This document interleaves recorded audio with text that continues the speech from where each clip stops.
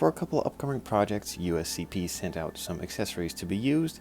This is one of them, so let's jump into the box and into a bit more detail. Of course, the model itself can't really be an M3 without an M3 body kit, so luckily USCP made this as well. They have two different versions, and the version I'm going to be using for the street car is just the regular M3.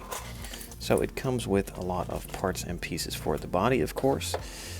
As you can see, it has some side skirts, some diffusers, and of course the front and rear bumper as well. To start off with the front bumper, they have made it into multiple pieces. The main bumper itself even has the grille and a little splitter for underneath. Now this should just be a direct replacement for the kit parts and wouldn't really be all that much of a hassle to fit. It looks nicely detailed, has some nice clean casting on it, just a little bit of cleanup and some small holes, but nothing really to be bothered about. If you're buying an aftermarket bumper kit, this is pretty darn good.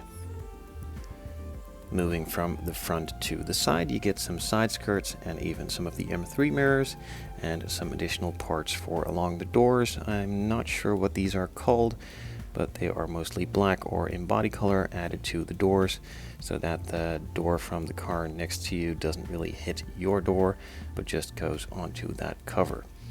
Again, nicely captured decals in the side. Some of these panel lines are there for the holes, so you can remove them and jack the car up. And the final piece to this kit is of course the rear bumper, same as the front, nicely detailed, and should be a direct replacement. It even has all of the tabs and the mounting for the chassis in it as well. For my race car track car version, I'm using the M3 GT kit. This is pretty much the same kit with addition of a rear spoiler and some more aggressive splitters.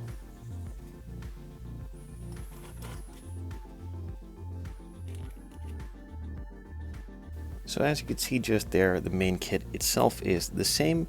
This one just has some additional details like a nice big spoiler. You can add it in a couple of different ways. This is the base.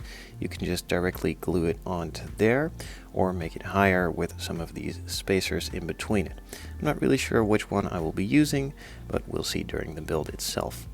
The front bumper is the same as well with the addition of that splitter, and these are just some extra, I think, splitters, but they could also be sort of a canard, but they just go underneath the splitter to make it a bit more aggressive, wider, and have a meaner look to it.